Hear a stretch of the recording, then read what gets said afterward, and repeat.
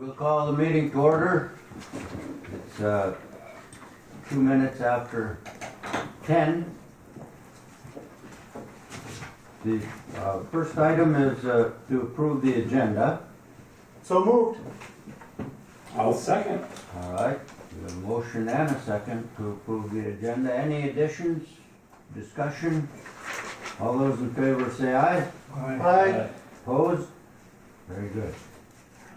The next item is the minutes from February 16th. I was not here. I would make that motion to approve the minutes. All right. We have a motion by Mayor Droba to approve the minutes from February 16th. Do we have a second? I'll second. We have a second from Councilor Kaler. No additions? Just last, I don't know if we can just go on it later in the day, but we were gonna try and settle on a specific day today, I think. Well, today, or we're gonna have a strategic planning session soon. Oh, We can try to do it today, but. No, that's fine. Yeah. No, I'm just. No, we're not gonna lose sight of that. Yes, It would be. because I forgot, I have another one right now too, so. When I said, yeah, I couldn't say much because I think this was my idea, so. I got thrown off with that. Yeah, no, it's a good idea that. All right. All in favor of approving the minutes from February 16th, say aye. Aye. Opposed? Thank you. Next is the treasurer's report from Treasurer Kaler.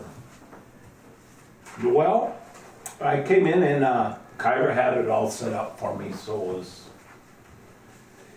easy to go through. The only thing I noticed, it looks like we're finally collecting some money on the cold weather. Correct. I mean, we got a better part of let's go to COVID.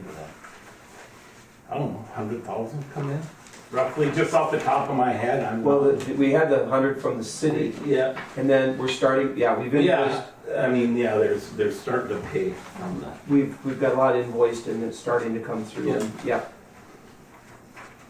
That's a good point, though, it's coming in finally. Yes, then, yeah, like 20,000, whatever, but yeah, so they are coming in. Apparently we could take his word for it when he came to the meeting, Mayor. Yes. Yeah, all right, yeah, and, no, it all looked in line, yeah, everything matched up, on nothing special to tell you unless there's something you're wondering about here. Everything looked good, I mean, they all matched up and, yeah. You're talking about, Cold weather test. okay. If you move it, I'll second it. I'll move it. I'll second it. Mr. Chair, thank you again, Treasurer Kaler, that there were, I would just also note that there were no transfers Yes. in this month's, and you'll note the bills for cold weather are fairly standard, but we shall, now that our season is winding down, we're going to start to see those expenses go down, which is we're thankful for. But yeah, I would just note that. Oh yes, we changed it. All right. All in favor of acknowledging the report and paying the invoices for cold weather testing, say aye. Aye. Opposed? Very good, thank you, Treasurer Kaler. The Keda. Keda, same thing with that. Everything looked good, and I would motion that we accept them. All right. Second. We have a motion and a second. Any questions? Discussion? All those in favor of acknowledging the Treasurer's Kuching Economic Development Authority report and to pay the invoices due, say aye. Aye. Opposed? Very good, thank you. Next we have the Director's report. Director Nevin. Thank you, Mr. Chair, and again, thank you, Treasurer Pete, for stepping in and playing that role. I want to thank Commissioner Mike for bringing attention to some of his ideas for raising awareness about the Kuching Historical Society. He's provided us with Bamboo flutes? Well, I'm trying to raise interest in people being members of a museum and a society. I wanna, if I could really quick though, these weren't just gifts. These were homework. We were told that we have to learn how to play Yankee Doodle Dandy within a month. Well, Well, that's up to you. I'll come in and try and play. I'm going to give away over 100 of them. Okay, so someone has to learn. Well, no, I'm thinking symphony. Well, thank you, Mike. And I think that is, yeah. I applaud all your efforts at raising awareness around the efforts at the Historical Society, and your columns in the various newspapers about the history of Cooch are really, people look forward to them and appreciate all the effort you put into that. So thank you for that. With the many hats you wear out there in Birchdale. Looking at our director's report, and it seems we kind of fall into a groove here the last several meetings, and to be fair, I'm reporting on a lot of the things that are kind of ongoing or we've been in play for some time, but just know that there's a lot that's not reflected on the director's report, either because it's too early or because it's not ready for public sharing it publicly. So I think some people look at this and just, there's some repetition here, but know that there's a lot of other activities occurring within the office that don't always make it to the table here on a monthly basis. So I always need to kind of reaffirm that. But I do want to report on a couple of those ongoing projects or initiatives that we're pursuing, and that's one of them is the warehouse logistics facility in the Falls multimodal location, and continue to work with Felix on a weekly basis. And last week I participated in a Zoom call that was hosted by Senator Tina Smith's office with Felix Asamoah of Onesimus, several of his team members, and then several of his potential overseas investors joined the call. And the reason for the call was these investors are trying to utilize a federal program called EB-5, which allows for direct foreign investment into the U.S. in a specific project.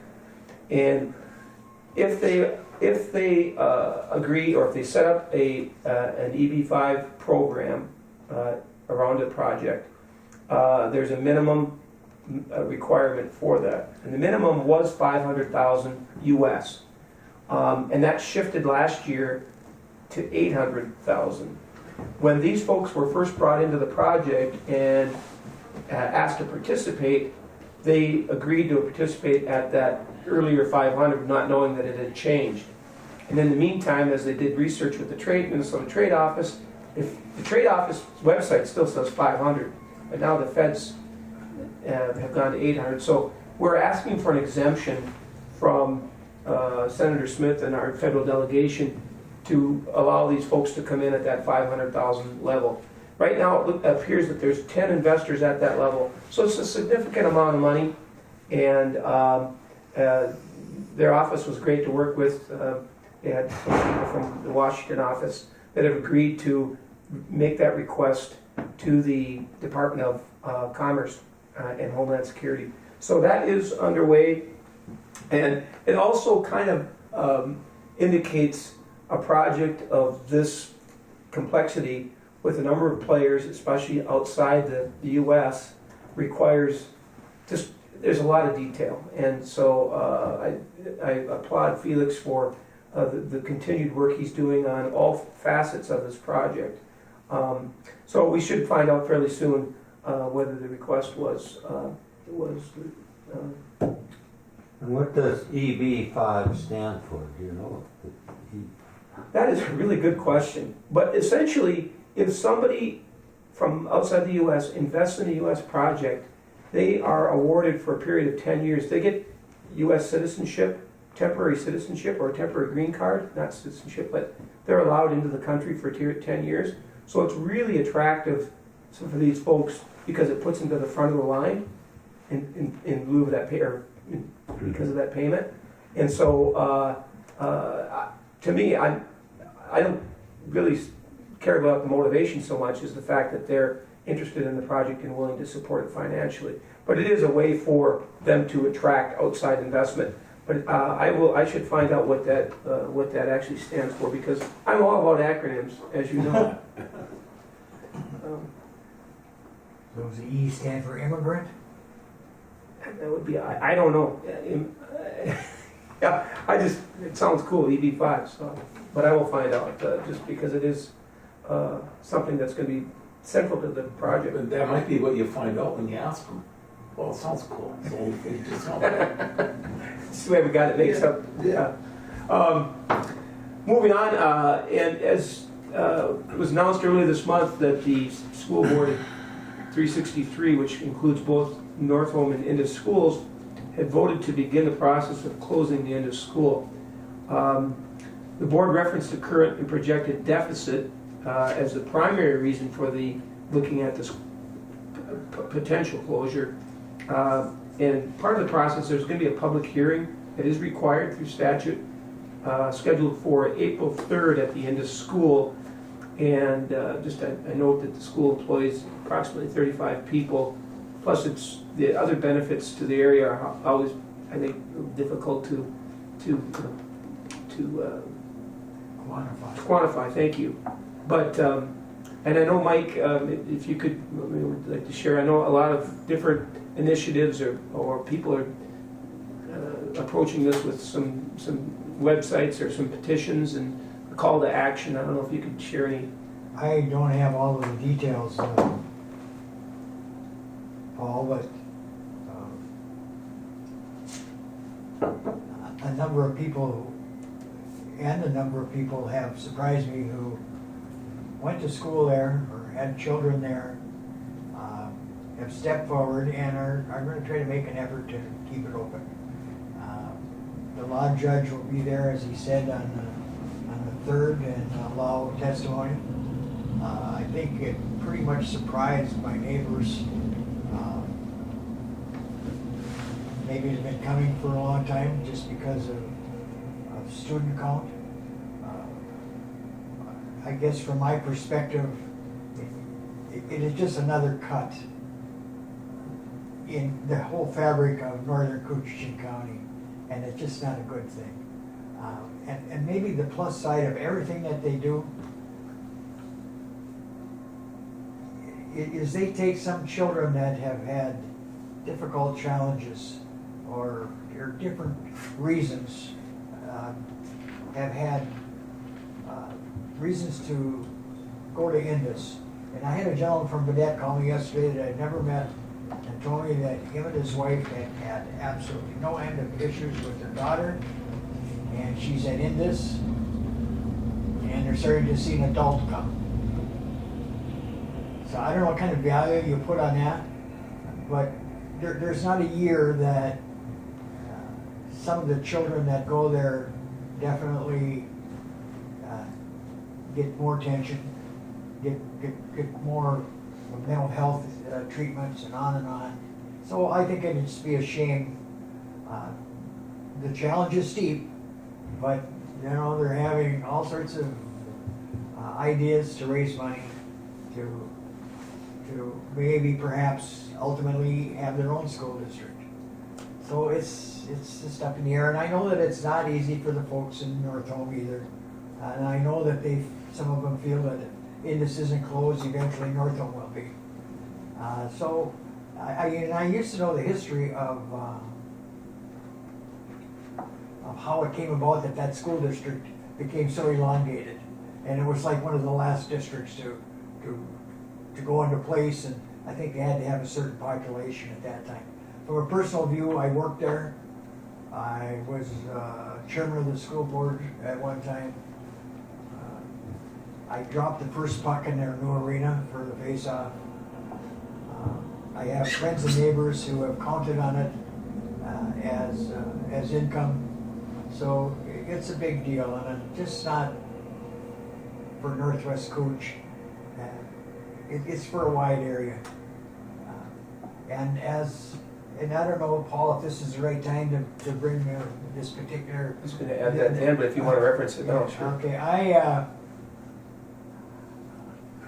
I was driving down a county road about 22 miles an hour a couple weeks ago, and I thought, I wonder if there's some kind of alternative to Midstead.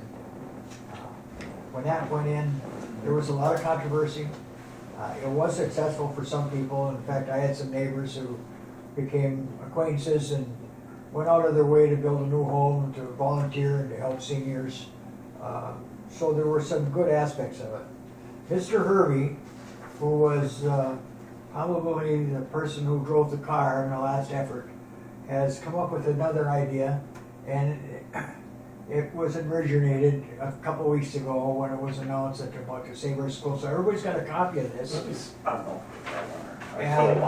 what we're gonna, and what the idea is, at least for this particular committee here, is my request is that you take a look at it, and when we sit down for our what Paul termed strategic meeting, Mr. Hervey has volunteered that he would come and talk about this. It's kind of a unique approach. I don't know if it's been tried in any other places, but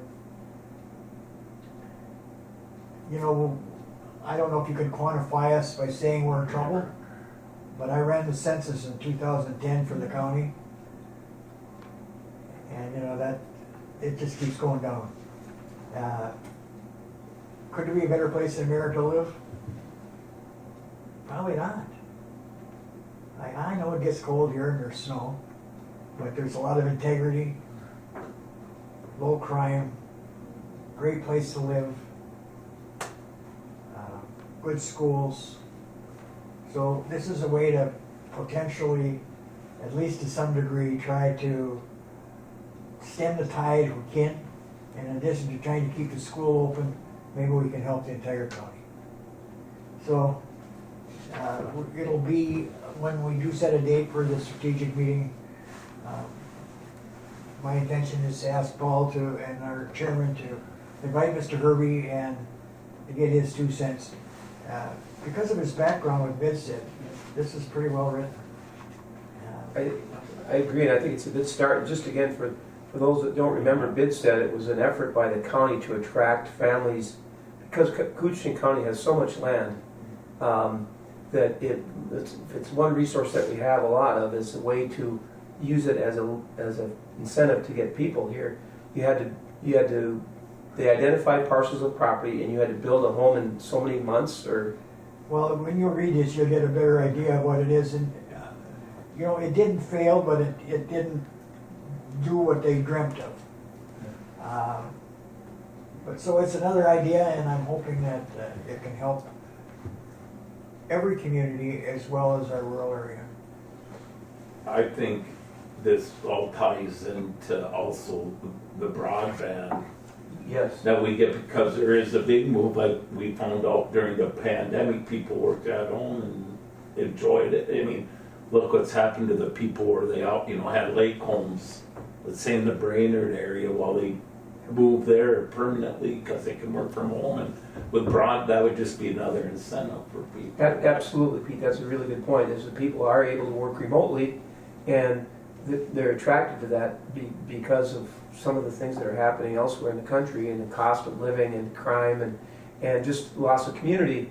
The timing, I think, is really good. The other thing is KTI is identified a couple areas that are still underserved, and one of those is that Lowman area. We've made progress along Highway 11. The Pelland area is coming along, and now Highway 31 outside of Big Falls, there's a number of homes along that stretch for the first 10 miles. So we've identified that as another area for needing broadband. So a lot of work continues on that, but that's going to be a key component of this. But as Mike said, I think that the timing is right to at least give it another really good look. Well, if not that, maybe a germ of an idea will arise from the discussion that could help everybody. And even from how long ago, all the people that come up here to go hunting enjoy the... And we all know in the past 5 years, let's say, hunting shacks is a pretty loose term of the word shack. You see my family shack, you know what I'm saying? When people go, maybe they want to move up and to live in. Yeah, and dovetailing with that, a lot of people are just discovering this part of the world because of that spring river fishing. I mean, they're coming from all over the Midwest and fishing in days like this where it's less than ideal, sitting out in the boat, and but the lure of sturgeon, the lure of catching fish, and then they discover this area, and all of a sudden now it's like, well, it'd be interesting to have a place up here. So any efforts along these ways, I think it would be a good discussion, Mike, and thanks for bringing that to And us. like, not only just for this issue we're having, but for the whole, in Exactly. general. Exactly. And that was one of the Bidstead program, which I was, there was an article in the Wall Street Journal about it. There was I was invited over to another, it was in Thief River Falls anyhow, in that district, to talk about it, because it was very unique. It was back to the Homestead Act, Yeah. and but it was the county that was doing it. And unfortunately, the mill at that time and the deer hunters Yeah. were very upset with that, because they'd been hunting on this county land, see? It was just, that's the And stuff. all of that a sudden, they could not, and you pissed the deer hunters off, and everything in Coochie County, Yeah. and you have trouble. So, and that was the biggest pressure for, Yeah.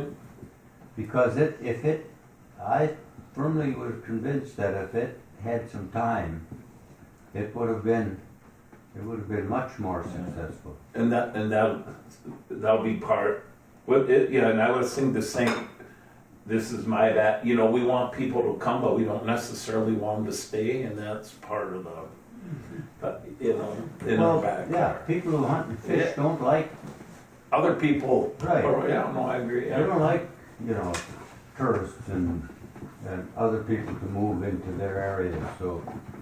Well, I and Paul thought we would bring this to you Yeah. today and take a look at it, see what you think, because it's not an ordinary idea.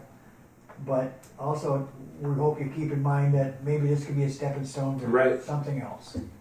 So, I'm sorry, go ahead. If I could just, really quick, one of the things that I did speak with Representative Scaraba on Tuesday was the Indus School. It's number one on his plate, and he does not have a date set in stone yet, but he's gonna be contacting me, and he's gonna ask to come see some of the sites in International Falls, and he wants to go out and do a site walkthrough of Indus.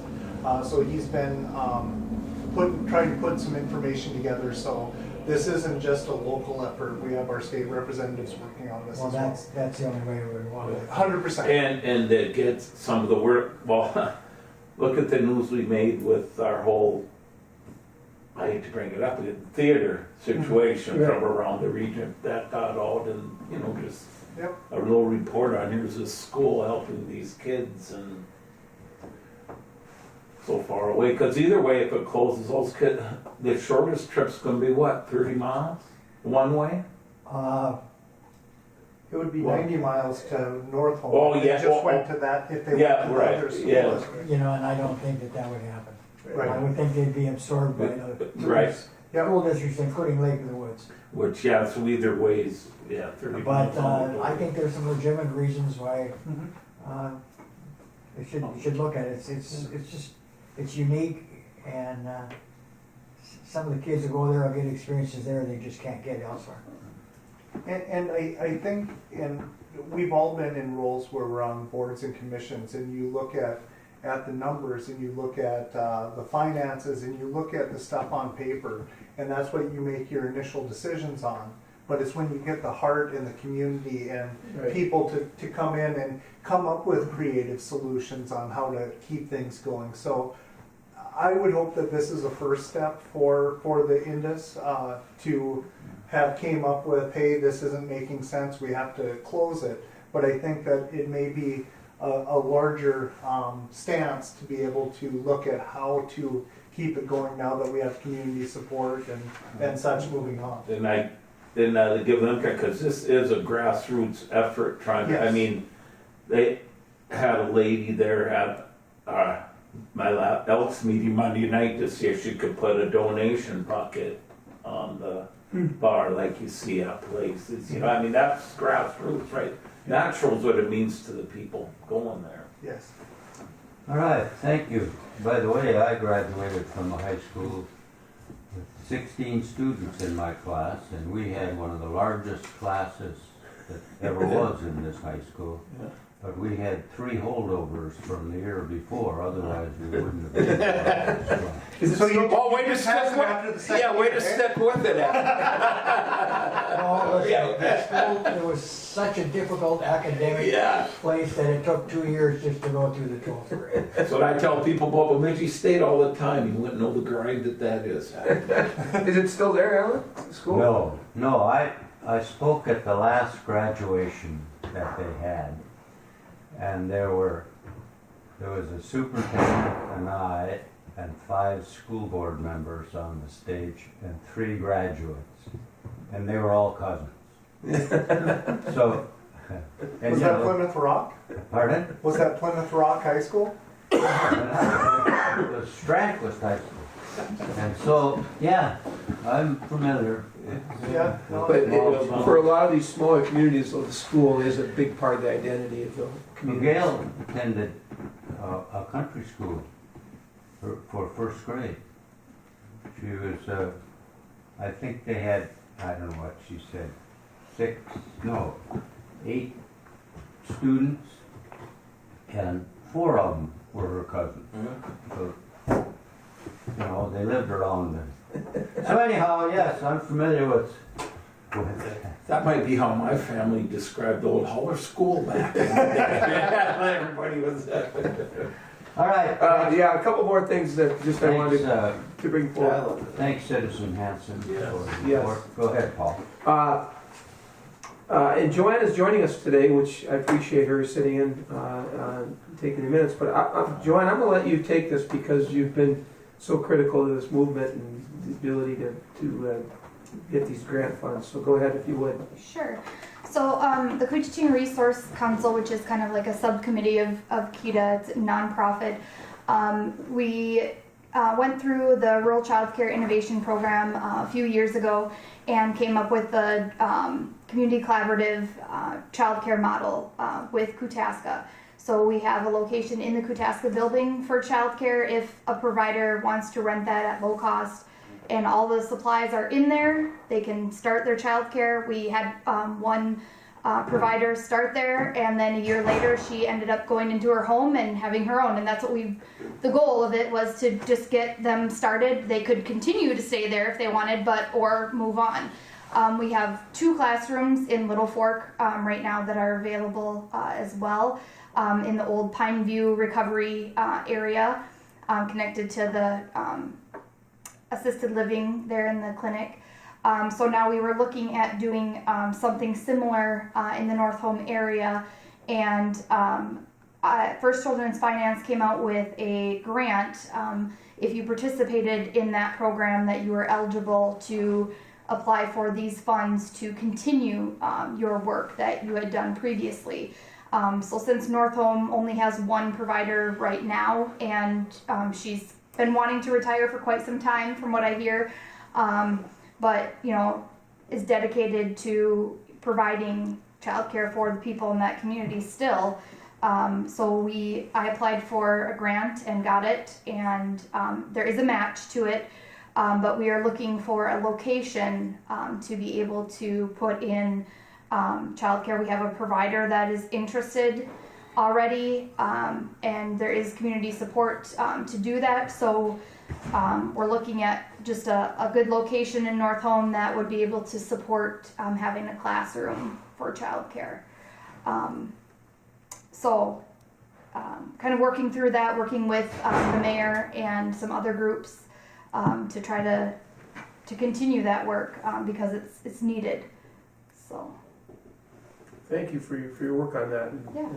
Yeah, the other good news is there are a couple of other providers locally here that have stepped forward. I know in Bacchus, there's now some Yep. daycare Saw some other providers. guys the and- other day. And then another home in Stenberg.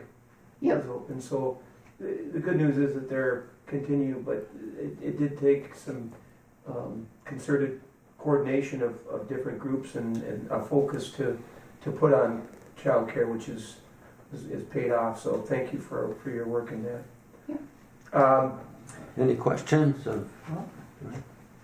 Thanks, Troy. Yeah. Yes. Housing, the Kuching Housing Collaborative, they've shifted to meeting quarterly. They'll be meeting on Monday. And I'm hoping, this is another one of those issues that's been really thorny and kind of hard to get around and make progress toward, but they're meeting,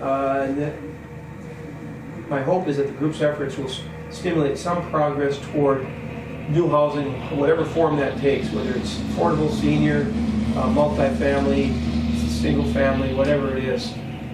It's just an ongoing issue for attracting people or keeping people here.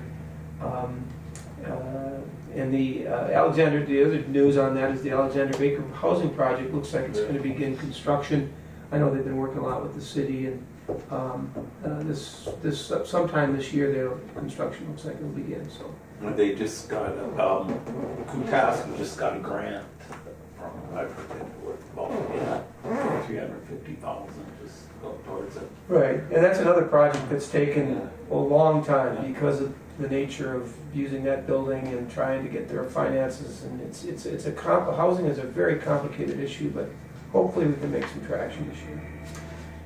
And I just also note the foreign trade zone annual report. I'm finishing up at the end of the month, but the reason I referenced it here is because our sole operator is DigiKey, located in Thief River, and so I get to see their numbers as they report to the feds about the amount of volume that's coming in and dollar value, and so their numbers are very impressive in Thief River. One of the things that they've talked about too in Thief River was housing and how it continues to be a big issue, but they've created 514 new housing units since 2013. And it's going back a ways, and they still have a need for another 400. And so this housing issue is throughout the state. But also as part of that, I'm going to hopefully arrange a tour here sometime this year. Their 2022 warehouse expansion, they added 2 million square feet to their existing warehouse capacity. 2 million on top of about 1 million they already had.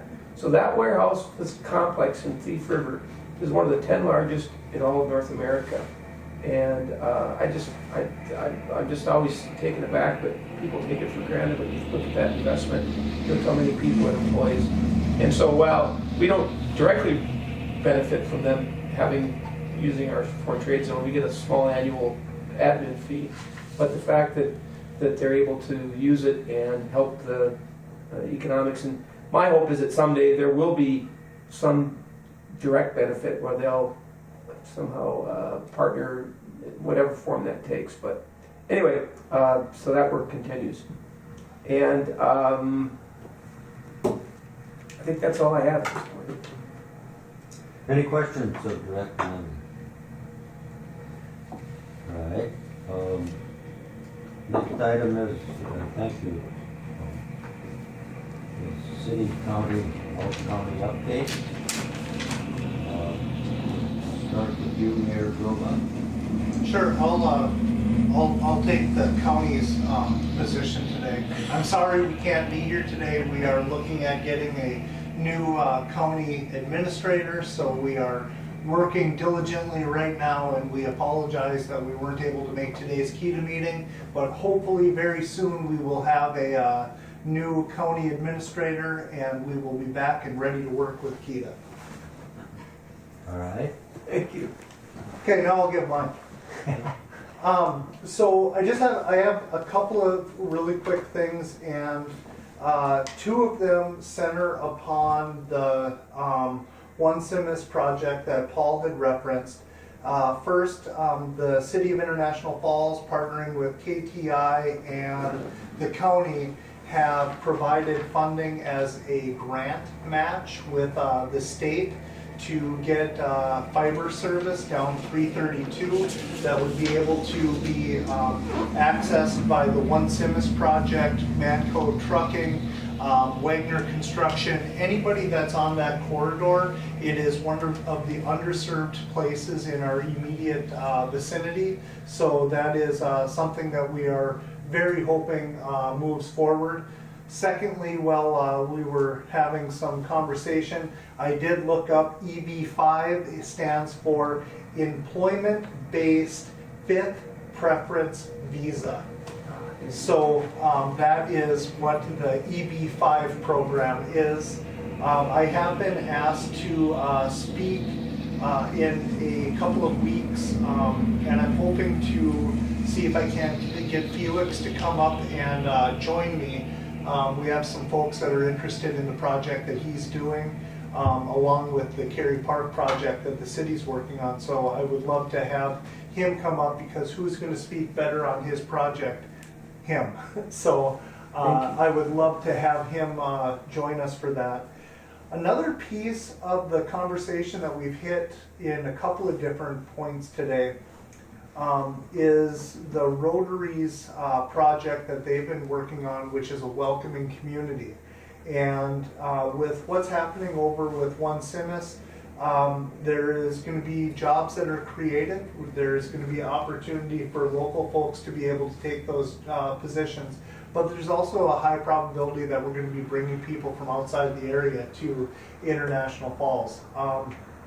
And the Rotary has been working on a welcoming community, everything from people that are different than us in skin color, demographics, in everything. And how do we really focus in on welcoming them to International Falls, to Coochin County? And it might not be people that look differently than us or talk differently or different things like that. It could be other hunters and fishermen that want to come and join our community.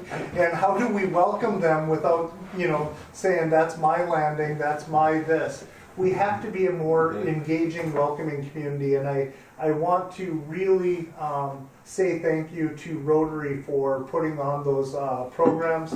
I'm very saddened to say that I did not make them. However, I have watched them and I have been able to keep up with what they're doing, and it is a wonderful program. And I hope that they continue from their initial speakers to intertwining to our community in different capacities, because the only way that we continue to stay at a homeostasis is by change.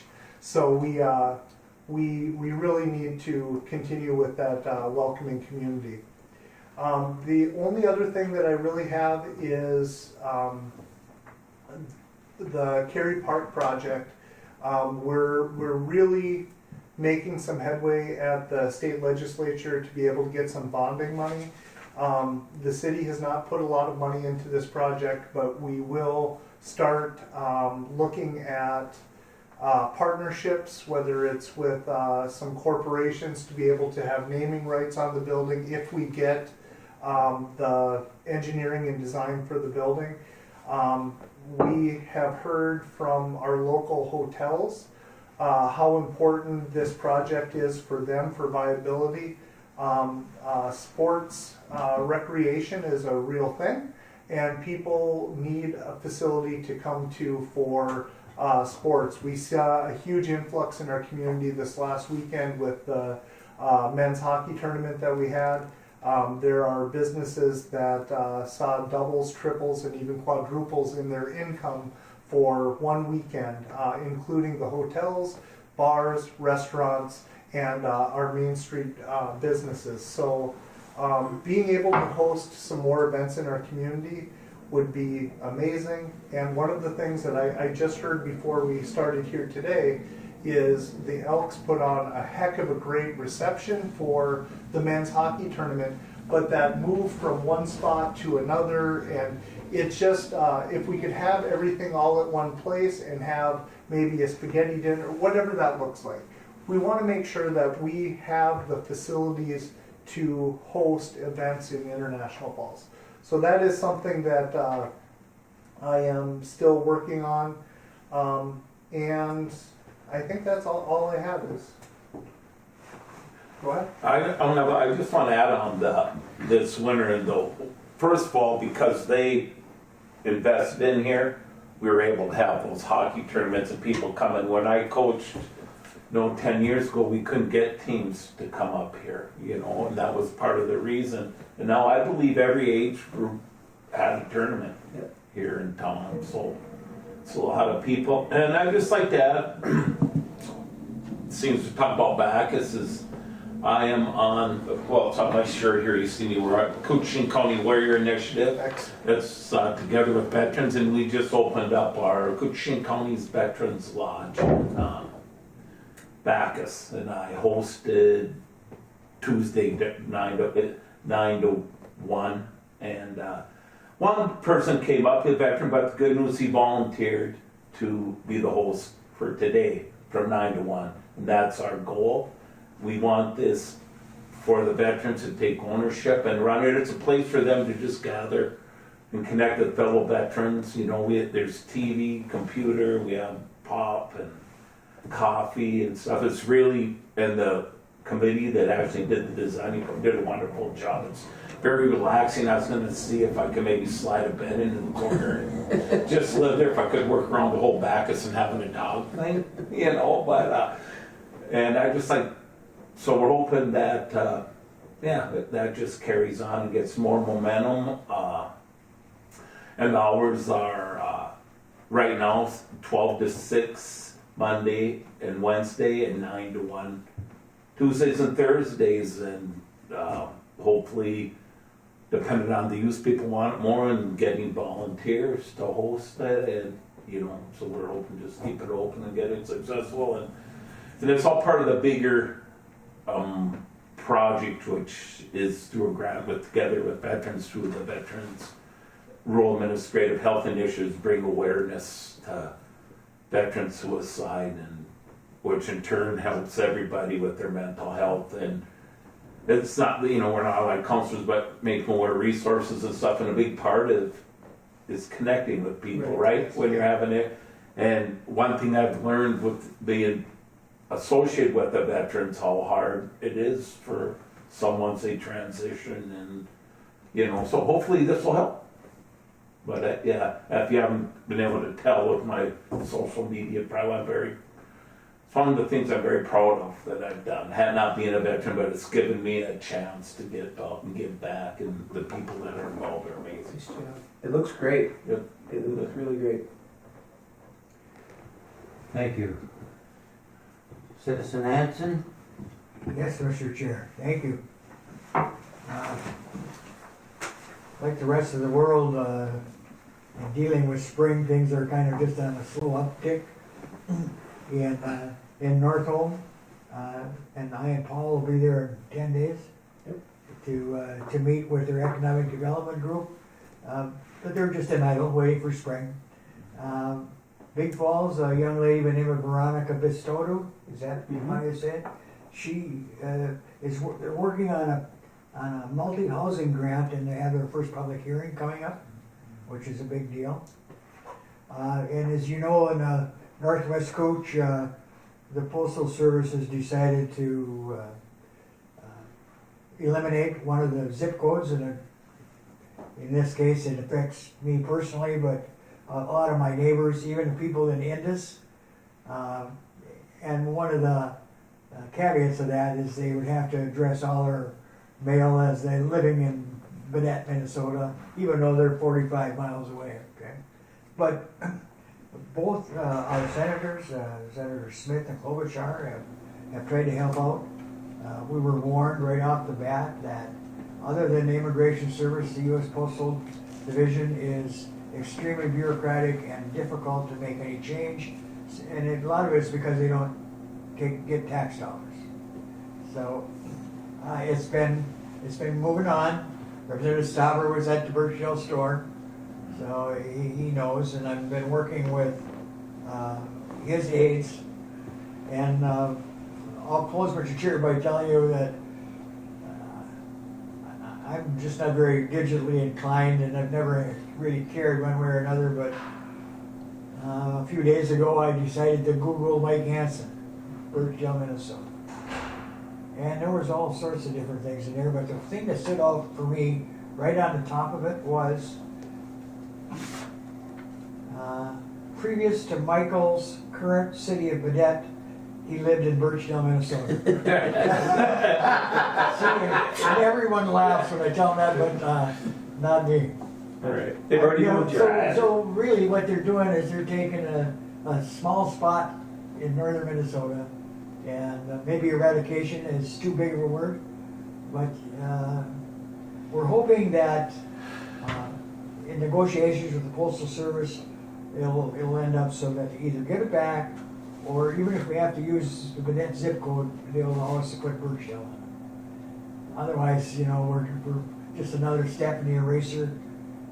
Lose that, lose the end of school. When I was a boy, there was a store at Brown's Corner. There were two in Logan. There was one at Indus, one at Manitou, and two in Birchdale, 7 of them in that space.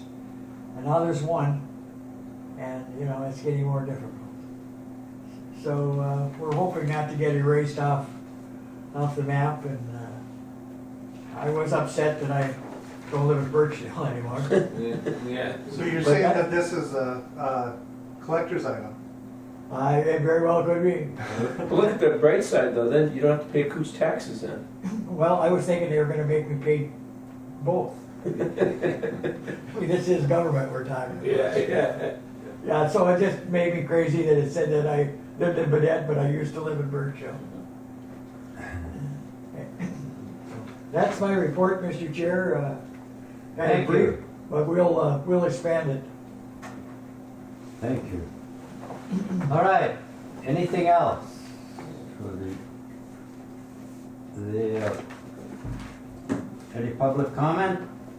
Yeah, I just want to say April 18th at Cobblestone from 5 to 7, the Entrepreneur Fund, the Chamber, and Riversmith Media, along with Keda and all the supporting agencies, are going to host a business networking event. So business owners or potential owners, if you're looking at, can come and just get resources on how to start a business, or if you're in business, resources for if it's accounting or marketing or banking, whatever those resources are. We're just going to have kind of a little resource fair and talk about the programs and things that Keda does, that the Entrepreneur Fund does, and that the Chamber can do. I'd like to invite the City of International Falls too to come. If you guys want to speak or something, let me know as well on things that are available for businesses. So. And where is it? It's at the Cobblestone on April 18th from 5 to 7. And so we'll just have some light appetizers, cash bar, and just kind of a more of an informal networking thing, but just to give some information to business owners. So those flyers and those invites will be going out fairly soon. We're just finalizing everything. Yeah, thank you for that. I forgot to mention. Thank you.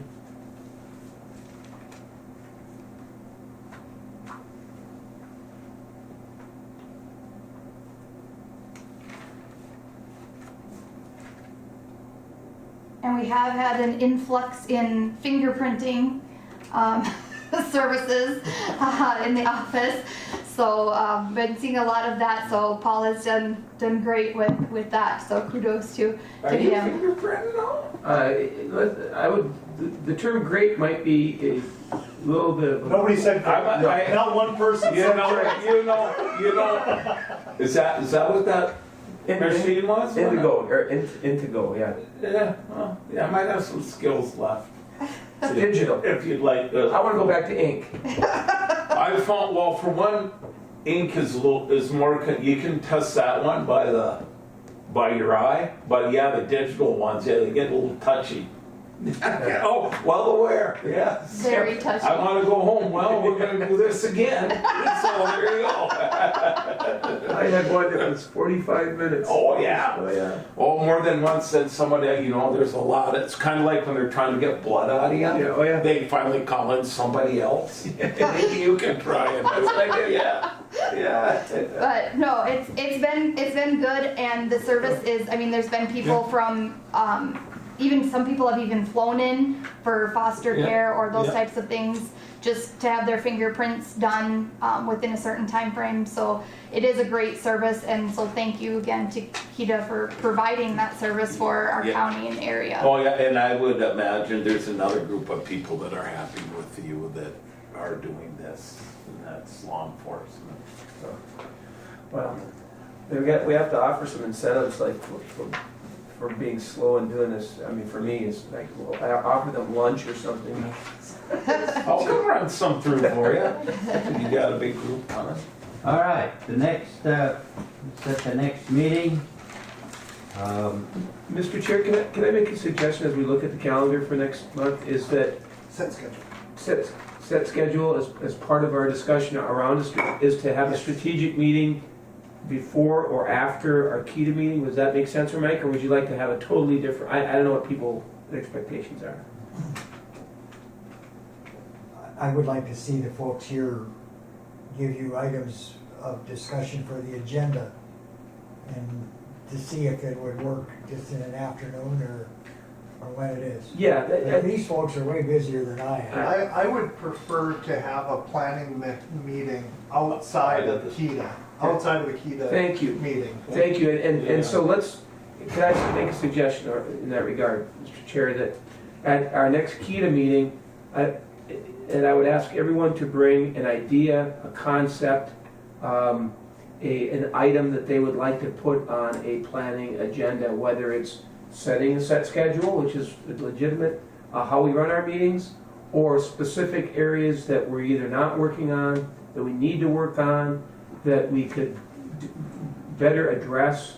Any and all ideas, but bring at least one that we can add, so we'll have maybe a May agenda meeting, or a May meeting with just specifically those items. Does that sound? Well, we gotta have that conversation, so sure. Yeah, sure, yeah, sure. Thank you. So the next,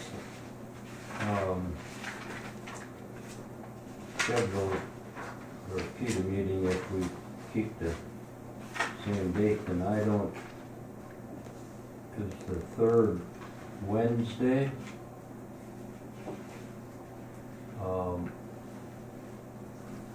Or did we agree on Thursdays? We just did that the last time. Okay. I can do, I can do third Wednesdays or Thursdays. Thursday, the third Thursday is, we have. Aaron, I see. ABC. Yeah. So the third Wednesday is April 19th, I would love to do that day. Yeah, that'll work. okay? That'll be the day after we have that thing at Cobblestone. I mean, Oh, we'll have we're a great gonna have- conversation after that. I mean, it's gonna be a good day for a meeting.